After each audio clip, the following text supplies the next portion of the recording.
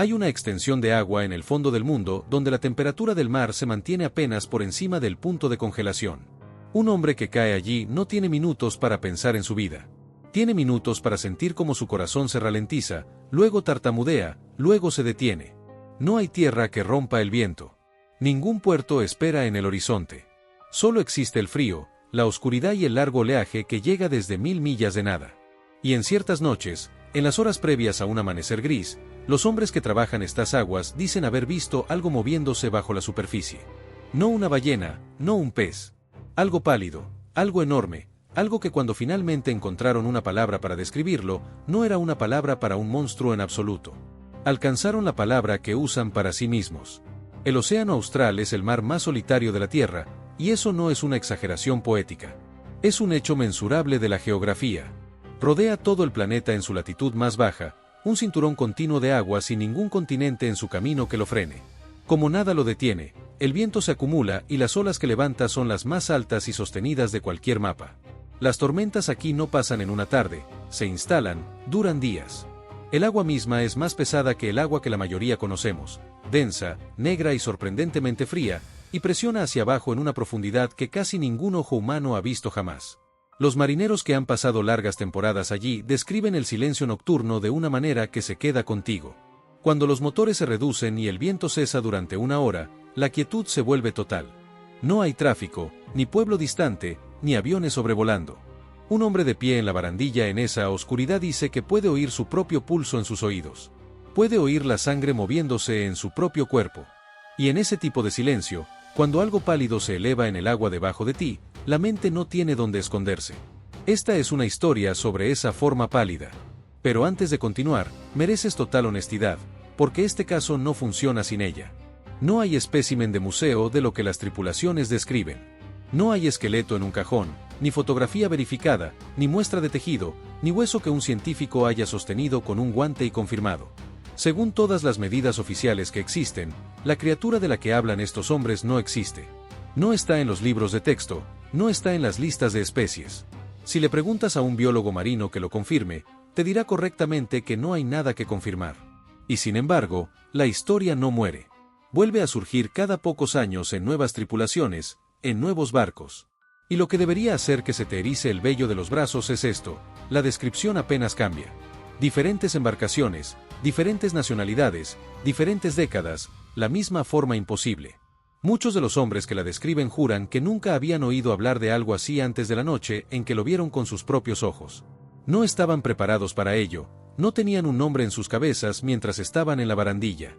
El nombre vino después, cuando intentaron explicar lo que no podían explicar. Ese nombre es Ningen. Es una palabra japonesa y no significa bestia, no significa leviatán, no significa kraken ni serpiente ni ninguna de las viejas palabras que los marineros siempre han usado para las cosas de las profundidades. Ningen significa simplemente humano, ser humano. Cuando las tripulaciones finalmente decidieron cómo llamar al gigante pálido en el agua, no buscaron una palabra que pusiera distancia entre ellos y la criatura. Buscaron la palabra más íntima que existe. Miraron esta cosa, de la longitud de su barco, deslizándose debajo de ellos en agua lo suficientemente profunda como para tragarse un rascacielos, y la palabra que salió de sus bocas fue la palabra para nosotros. Quédate con eso un momento, porque esa elección de nombre es todo el gancho de este caso. Una vez que llamas a algo ser humano, ya has contado la historia. Has plantado una imagen que ninguna explicación racional y tranquila puede eliminar por completo. Pueden decirte que era hielo, que era un truco de la luz y un cerebro cansado, y una parte tranquila de ti seguirá imaginando un rostro. Así que este video no va a afirmar que prueba que el Ningen es real. Ese no es el trabajo aquí. El trabajo es ponerte en el agua negra junto a los hombres que dicen haberlo visto, recorrer lo que describen, detalle frío por detalle, como un detective recorre un expediente, para separar lo que la geografía permite genuinamente de lo que casi con certeza no permite, y sentarse al final con la única pregunta que mantiene viva esta leyenda a través de los años: los océanos y los idiomas. ¿Qué podría estar ahí abajo en un mar que apenas hemos visitado, y por qué, de todas las formas que podría tomar, se parece tanto a nosotros? Antes de comenzar, te invito a suscribirte a mi canal y activar la campana de notificaciones para que puedas mantenerte al día con las próximas actualizaciones. Sin más preámbulos, comencemos. El mapa en blanco. Para entender la verdadera dimensión de esta historia, primero tienes que entender el lugar, porque en este caso, la geografía no es solo el escenario, el lugar es la mitad del misterio. Vivimos en la era de la información satelital, donde un mapa digital en nuestro teléfono puede mostrarnos el tejado de cualquier casa o una callejuela perdida al otro lado del globo. Por eso, nos reconforta e instintivamente nos gusta imaginar que el océano también está cartografiado, dominado y registrado bajo el ojo humano. Pero la realidad es radicalmente distinta. No lo está. Grandes, colosales extensiones del lecho marino en el fondo del mundo siguen siendo, a día de hoy, un completo espacio en blanco en nuestros registros astronómicos y oceanográficos, una mancha borrosa compuesta únicamente por profundidades estimadas mediante rebotes de radar a gran escala y conjeturas educadas de científicos que jamás han visto lo que hay allí abajo. La paradoja es casi ridícula. Tenemos mapas detallados, con una calidad fotográfica asombrosa, de cada cráter, llanura y grieta en la superficie de la Luna, un cuerpo celeste flotando en el vacío del espacio a más de 250.000 de millas de distancia. Hemos caminado por la Luna. Dejamos huellas que durarán millones de años en su superficie y tenemos una bandera clavada en su polvo gris. Y sin embargo, aquí mismo, en nuestra propia casa, existen trincheras abisales y cuencas kilométricas en el océano austral que ningún instrumento humano ha inspeccionado jamás adecuadamente.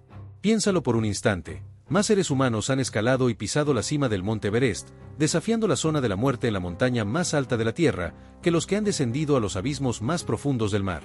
Deja que esa estadística penetre en tu mente. El pico que la humanidad trata como el logro físico definitivo, el trofeo de nuestra soberanía sobre la naturaleza, tiene miles de visitantes más que el fondo de nuestro propio planeta. El abismo sigue siendo un territorio alienígena. Y aquí es precisamente donde se encuentra la parte que la gente siempre entiende mal. En nuestra necesidad de buscar explicaciones, solemos asumir que un espacio en blanco en el mapa es sinónimo de un encubrimiento gubernamental.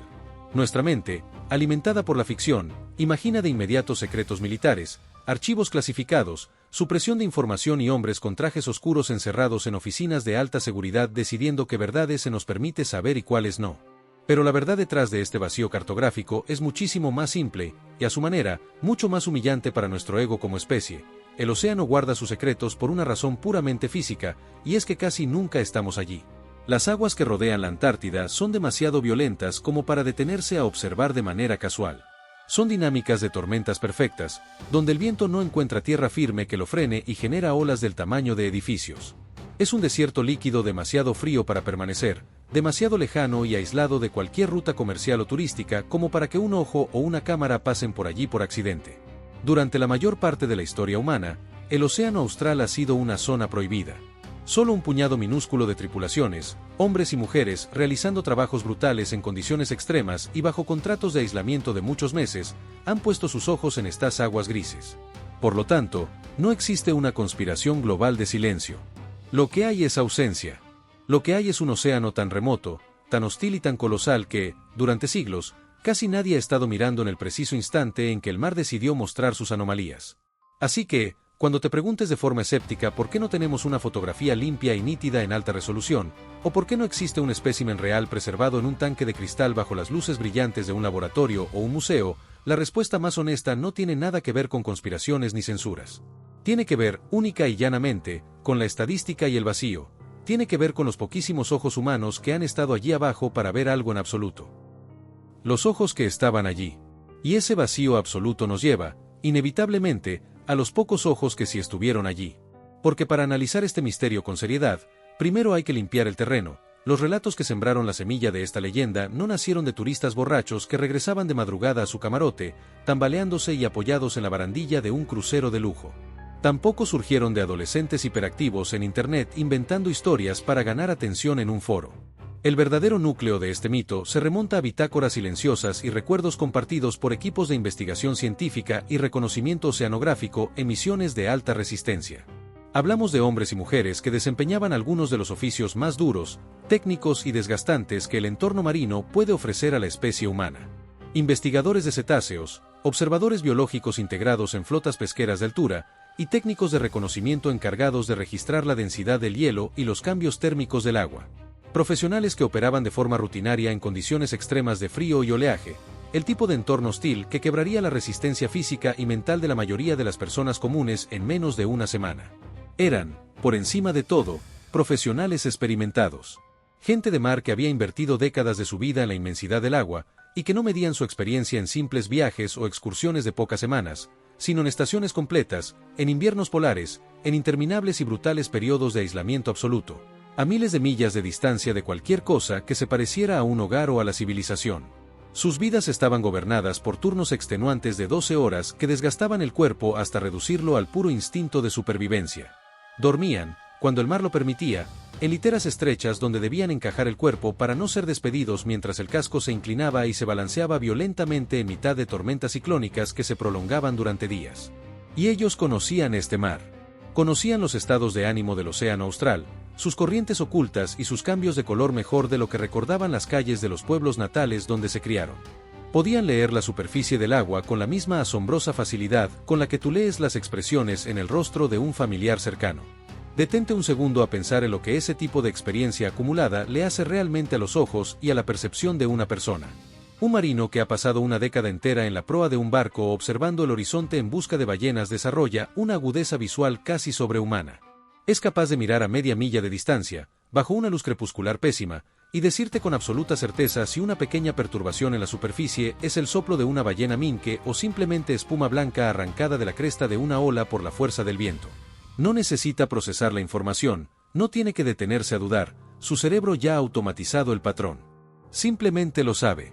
Ese mismo hombre puede evaluar la forma geométrica, la frecuencia y el espaciado de las olas que golpean el casco y predecir con exactitud qué tipo de tormenta se desatará en las próximas 6 horas, y casi siempre tendrá razón. El valor profesional de estas personas, su reputación y su propia vida a bordo dependen enteramente de una regla de oro: no ver las cosas mal. Su trabajo consiste en no confundir una sombra con un objeto, en mantener la cabeza fría y en informar con precisión matemática de lo que hay exactamente allí fuera. Por eso, cuando hombres con ese nivel de entrenamiento, de forma totalmente separada, a bordo de barcos distintos y en años diferentes, coinciden en describir exactamente la misma forma imposible deslizándose bajo el agua helada, el escepticismo perezoso no es suficiente. No puedes simplemente reírte y descartarlo como un cuento de marineros. Cuando un testigo así habla, te sientas, guarda silencio y escuchas. El primer avistamiento, la mancha pálida. Y aquí es donde entramos en el terreno de lo verdaderamente perturbador, porque hay un patrón idéntico y extraño en cada uno de estos relatos. Todos, sin excepción, comienzan exactamente de la misma manera. La escena siempre se desata en la penumbra espectral de la noche polar. No estamos hablando de una oscuridad total o de un negro azabache absoluto, sino de ese extraño gris plomizo y sin fuente aparente que cuelga suspendido sobre el océano austral, un limbo lumínico en esas horas muertas donde el mundo parece haber sido completamente despojado de su color. El agua helada, el cielo encapotado y la propia cubierta de metal del barco se tiñen de una misma e idéntica tonalidad, el color de un hueso viejo, seco y desgastado por el tiempo. Es el tipo de luz más traicionera que existe, una neblina mental donde tus ojos se esfuerzan al máximo por encontrar un punto de contraste, una silueta, algo sólido a lo que aferrarse en el horizonte, y no encuentran absolutamente nada. En mitad de ese vacío gris, un tripulante se encuentra apoyado a la barandilla o cumpliendo su turno de guardia en el puente, haciendo mecánicamente lo que ha hecho 1000 veces antes para combatir el sueño. De repente, su mirada se detiene. Nota algo fuera de lugar, una mancha pálida, difusa pero perceptible, asentada a poca altura en el agua justo frente a la proa del barco. Es notablemente más clara que el mar negro y denso que la rodea, flotando justo por debajo de la superficie o rompiéndola apenas por unos centímetros. En ese instante, su primer pensamiento, siempre y en cada uno de los casos, es la conclusión más lógica, aburrida y natural del mundo: hielo. Por supuesto que es hielo. Es el elemento más común, rutinario y predecible en esas latitudes extremas. Una masa pálida, baja, semisumergida y flotando a la deriva. A lo largo de su carrera, ese marinero ha visto 10.000 pedazos de escarcha y bloques de glaciar idénticos a ese. Apenas lo registra en su memoria. Desvía la mirada con desdén para seguir con sus obligaciones cotidianas, revisa el indicador de un instrumento, apunta un número rutinario en el cuaderno de bitácora o se pasa la manga de la chaqueta para limpiarse la rociada de agua helada que le golpea la cara. Pasan 5, 10 segundos. Y luego, por puro instinto visual, vuelve a mirar hacia el mismo punto. Y es aquí donde aparece el detalle exacto que hiela la sangre en las venas en cada versión de esta historia: el hielo ha cambiado de posición. No se ha limitado a dejarse llevar por el vaivén natural del oleaje, ni ha cabeceado inocentemente sobre una ola. Se ha desplazado activamente. Ha cruzado de forma transversal su campo de visión de una manera dinámica que el hielo a la deriva, por pura física, simplemente no puede hacer. Pero hay algo aún peor, algo que desafía las leyes del entorno, la mancha se está moviendo claramente en contra de la corriente dominante. Avanza de manera lenta, pero constante, fluida y deliberada. Mantiene una línea recta perfecta en el agua. Quédate con ese concepto un momento en la cabeza, porque es el eje absoluto, el punto de quiebre sobre el que gira todo este misterio. El hielo es materia muerta, no posee voluntad propia. El hielo viaja única y exclusivamente a donde el empuje del agua y la violencia del viento deciden llevarlo, se rinde por completo a las fuerzas físicas del mar. No elige una dirección por sí mismo, no traza un rumbo ni lo sostiene en el tiempo. Jamás empuja con fuerza contra el flujo del agua que lo rodea. Pero esta forma pálida, fuera lo que fuera que se escondiera bajo el tinte óseo del agua, mantuvo su rumbo con firmeza. Se movió con la firma inequívoca de un cuerpo que había tomado la decisión soberana de ir hacia un lugar concreto. Y eso es lo que un profesional del mar no puede explicarse a sí mismo por muchas vueltas que le dé. Esto es crucial, así que mantente concentrado en la psicología del momento. Un hombre de mar puede racionalizar casi cualquier forma extraña en la oscuridad. De hecho, la mente humana lo hace constantemente para protegernos del miedo a lo desconocido. Puede obligarse a creer que solo se trataba de un fragmento de hielo con una geometría inusual, un reflejo óptico distorsionado por la bruma, o simplemente el cerebro de un trabajador cansado sufriendo de pareidolia y construyendo patrones familiares a partir de la nada. Un marinero puede discutir consigo mismo e imponerse la lógica científica hasta recuperar la calma. Pero lo que la mente no puede racionalizar bajo ninguna circunstancia es la intención. No puedes explicar racionalmente la impresión visceral de que la cosa que nadaba al lado de tu casco poseía conciencia y había tomado una elección. Eso, confiesan los testigos en voz baja años después, mucho más que el tamaño colosal, mucho más que el color fantasmagórico o cualquier otra característica física, es lo que terminó por destruirlo psicológicamente. No fue lo que la criatura parecía ser a simple vista, sino la sobrecogedora sensación de lo que parecía querer. El testigo que llama a otros. Y entonces es cuando la historia da un giro crucial. Entramos en la parte que le otorga a estos relatos ese peso tan extraño, obstinado y difícil de sacudir. Porque el hombre que está apoyado en la barandilla, helado por la sospecha de lo que está presenciando, no se guarda el secreto para sí mismo. No se limita a parpadear, tragarse el miedo, anotarlo en silencio en una libreta privada y mirar hacia otro lado rezando para que la anomalía se hunda en el abismo y desaparezca de su vista. El instinto humano ante lo inconcebible es buscar validación. El marinero alza la voz, rompe el silencio del puente y agarra por el brazo al tripulante más cercano con una urgencia que no admite réplicas. Señala con el dedo hacia la neblina gris del agua y exhala un susurro tenso: «Mira, mira ahí abajo». ¿Qué demonios es eso? Un segundo hombre se aproxima de inmediato a la barandilla, intrigado por el tono de su compañero. A veces se suma un tercero que estaba en el pasamanos o saliendo de su turno. Y allí se quedan los tres, estáticos, compactos, pegados hombro con hombro en mitad de un frío polar brutal que te corta la piel. Se quedan contemplando el agua en un silencio sepulcral, con el vapor de sus respiraciones empañándose pesadamente en el aire gélido frente a sus rostros, mientras observan fijamente cómo esa misma silueta pálida y monumental continúa deslizándose, imperturbable y lenta, a lo largo de las placas de acero del casco del buque. Este es, precisamente, el elemento clave que transforma el avistamiento en algo mucho más trascendental que la simple mala noche o el delirio óptico de un solo individuo aislado. Un único testigo es una pieza vulnerable en cualquier investigación. Puede estar sufriendo los estragos de la fatiga extrema, puede estar equivocado debido a la distorsión de la luz, o puede estar sugestionado inconscientemente por alguna vieja leyenda de taberna que escuchó hace una década y creía haber olvidado. Pero cuando hablamos de varios hombres, marinos profesionales, despiertos, en pleno uso de sus facultades, sobrios y entrenados para la supervivencia, mirando exactamente el mismo parche de agua densa, en el mismo segundo exacto y compartiendo la visión de la misma estructura biológica imposible, la perspectiva cambia radicalmente. Eso ya no es una alucinación, eso es un hecho compartido. Es un evento que se vuelve infinitamente más difícil de descartar para cualquier escéptico. No se inventan la historia a posteriori para impresionar a nadie en tierra firme. Lo están describiendo en tiempo real, susurrándose los detalles los unos a los otros en el instante preciso en que la cosa nada a escasos metros de sus botas. Debaten con crudeza y discuten los detalles técnicos en los pasillos del barco horas después, intentando encajar lo visto en los márgenes de la ciencia que conocen. Y la morfología exacta que describen de forma unánime es la parte que, incluso hoy, años después de que los foros se apagaran, hace que se te erice el vello de la nuca y sientas un escalofrío en la espalda. Porque la silueta estaba mal. Pero no estaba mal en el sentido en que un pez abisal de aspecto grotesco, un calamar deforme o un tiburón de profundidad están mal ante los ojos de un civil. Estaba mal de una forma mucho más profunda, íntima y perturbadora. Tenía un error de diseño anatómico para ese entorno, una configuración física que apuntaba de manera directa hacia una conclusión tan absurda y aterradora que ninguno de aquellos hombres, mientras sostenían la mirada en la barandilla, se atrevía a pronunciar en voz alta.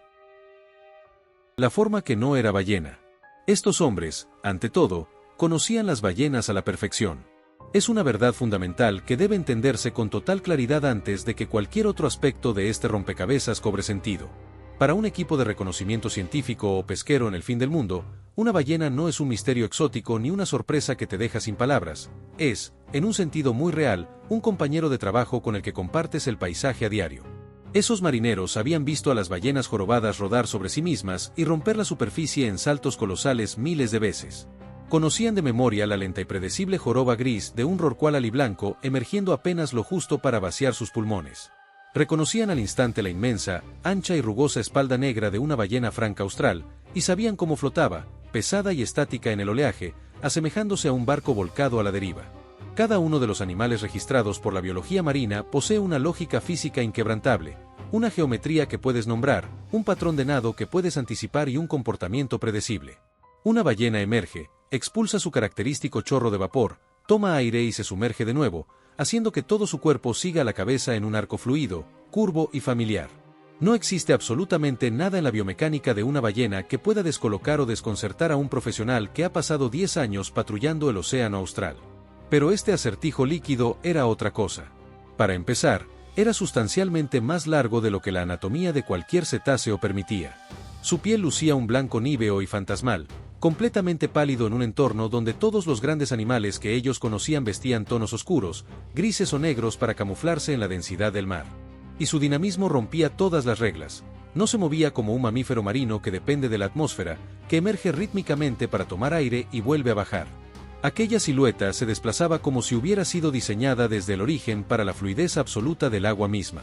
Cuando cambiaba de dirección, describen los testigos, lo hacía ejecutando un viraje que tenía un torso.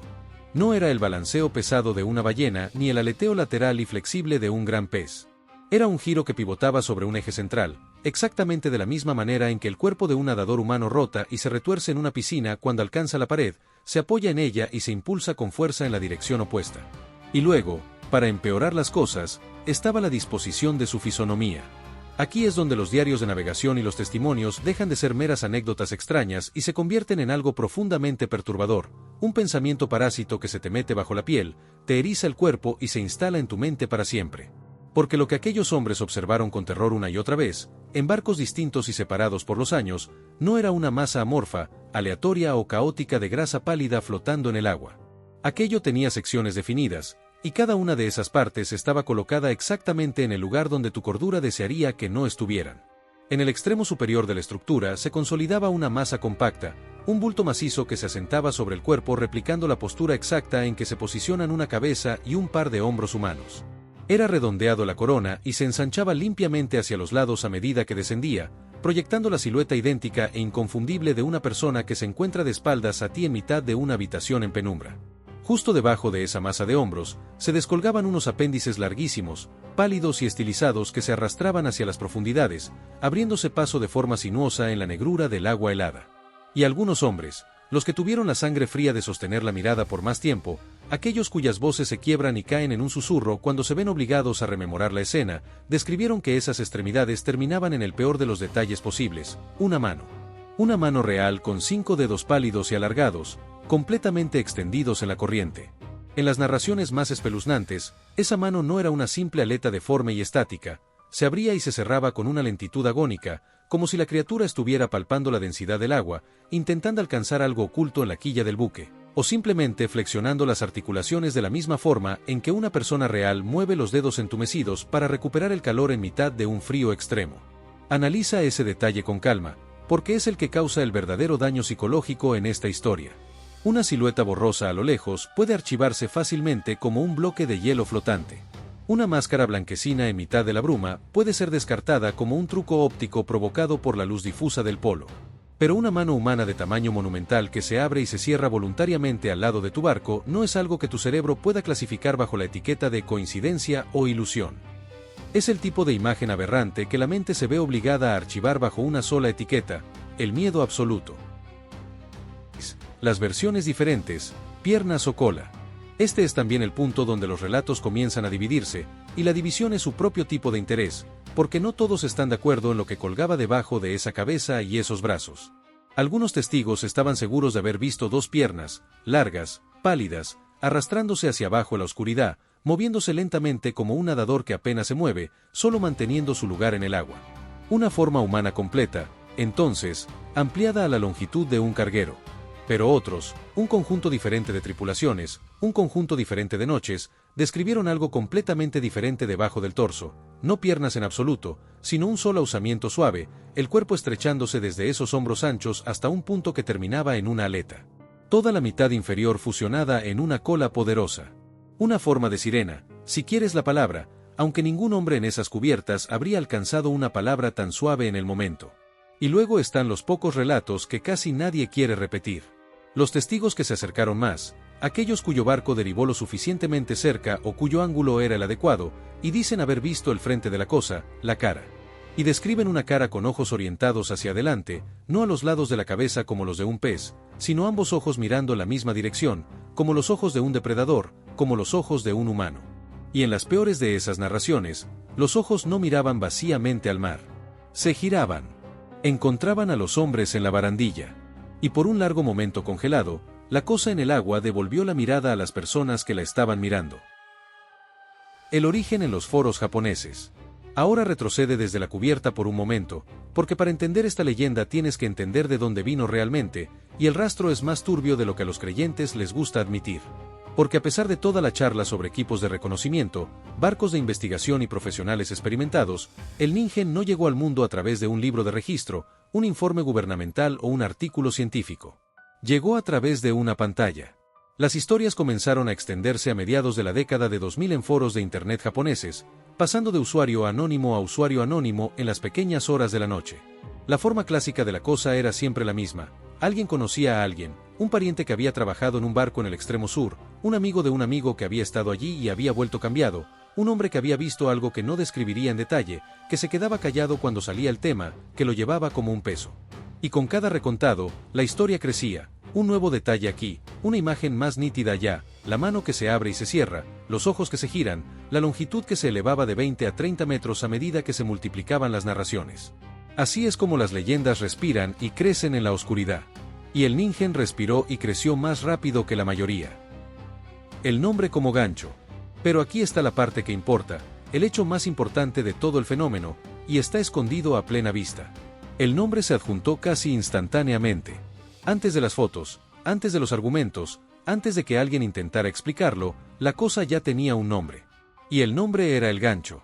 Porque en el momento en que llamas a algo Ningen, en el momento en que alcanzas la palabra que significa ser humano, ya has contado toda la historia. Ya has plantado la imagen. Ya has decidido, antes de que se sopesara cualquier evidencia, que la cosa en el agua fría no es una bestia en absoluto, sino algo mucho peor, algo que lleva nuestra forma. Y una vez que esa palabra está en tu cabeza, ninguna explicación racional la elimina por completo. Pueden decirte que era hielo, que era un truco de la luz, una mancha de espuma, un cerebro cansado buscando un patrón, y una parte tranquila de ti seguirá viendo un rostro en el agua. Ese es el genio de la leyenda, y también es su gran debilidad. Todo cuelga de una sola palabra. Quita el nombre, llámalo una masa pálida a la deriva, y el miedo se drena. Deja el nombre en su lugar y nunca te suelta. El argumento de los creyentes. Entonces, ¿dónde deja eso el caso? Despoja los foros, el amigo de un amigo y la lenta hinchazón de la historia, y te quedas con dos argumentos enfrentados en la cubierta de un barco en la oscuridad.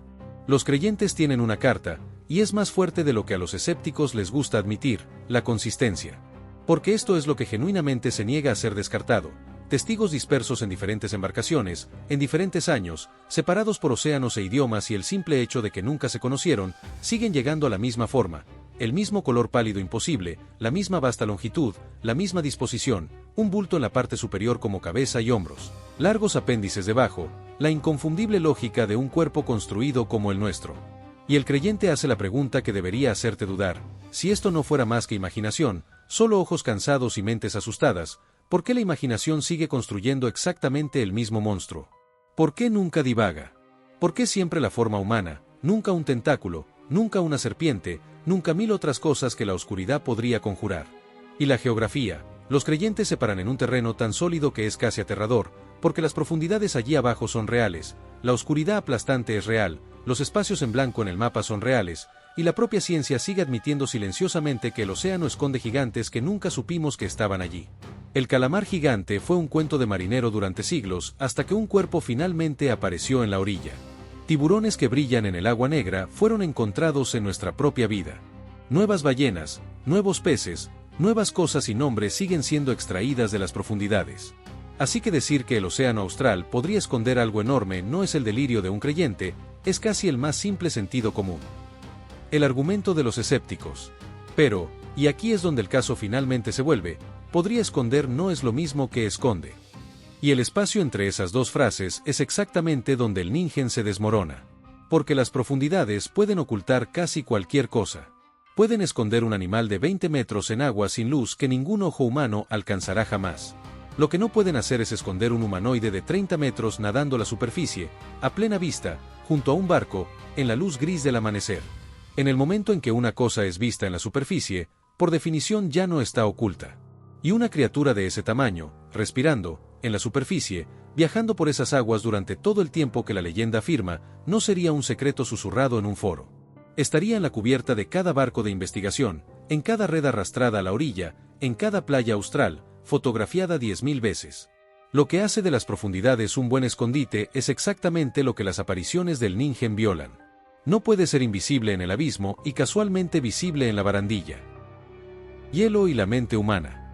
Así que la respuesta más probable es la tranquila. Hielo esculpido por el viento y las olas en una forma con un bulto como hombros y una cresta como cabeza, a la deriva en una luz tan tenue que todo adquiere el color del hueso viejo. Y un cerebro humano, cableado a través de 1 millón de años para encontrar rostros en las sombras, cuerpos en el ruido, para nunca, jamás, perder la forma de otra persona, haciendo exactamente lo que fue construido para hacer. La consistencia que los creyentes aman tanto puede significar nada más que la historia viajó bien. Que una vez que el primer narrador dijo humano, cada narrador después vio humano. Las fotografías siguen sin autentificar. El nombre sigue sin explicación. Y el expediente, según todas las medidas oficiales, sigue cerrado. ¿Por qué la leyenda perdura? Y sin embargo, la leyenda no muere. Vuelve a surgir cada pocos años en un nuevo barco, de una nueva tripulación, en boca de alguien que jura que nunca había oído la palabra antes de ver la cosa. Y quizás esa es la verdadera razón por la que perdura, mucho después de que la explicación racional debería haberla enterrado. Porque el Ningen nunca fue realmente sobre una criatura. Es sobre los bordes del mapa, los lugares donde no hemos estado, las distancias frías, oscuras y aplastantes donde casi nadie mira y casi nadie va. Y es sobre el miedo más antiguo que llevamos, no que algo monstruoso viva allí fuera en la oscuridad, sino que algo allí fuera en la oscuridad tiene un rostro. Un rostro que reconoceríamos. Ojos orientados hacia adelante que nos encuentran en la barandilla y nos devuelven la mirada, y parecen, por un momento congelado, saber exactamente lo que somos. Así que ahora el caso está contigo. Has estado a la cubierta, has visto la mancha pálida que debería haber sido hielo y no lo era, la forma que giró contra la corriente, la mano que se abrió y se cerró en el agua negra. Y has escuchado la explicación tranquila que encaja en casi todo. Dime honestamente en los comentarios. Cuando sopesas todo, la consistencia, la geografía, los testigos que conocían el mar mejor que sus propias calles, ¿qué crees que hay realmente en el fondo del mundo? ¿Un truco del hielo y una mente asustada buscando un rostro? ¿O algo que los libros de ciencia insisten que no puede existir, nadando lento y deliberado justo debajo de las olas, llevando una forma que nunca se suponía que encontráramos allí fuera? Y cualquiera que sea tu inclinación, dime esto, ¿qué detalle de este caso es ese que simplemente no puedes explicar? ¿Es el movimiento contra la corriente? ¿Los ojos orientados hacia adelante? ¿O el nombre en sí, esa palabra que las tripulaciones alcanzaron antes de que nadie pudiera disuadirlos? Deja tu respuesta abajo, dime dónde te encuentras. Y si quieres caminar hacia el próximo expediente conmigo, asegúrate de suscribirte al canal y activar la campanita. Así no te perderás de la próxima experiencia.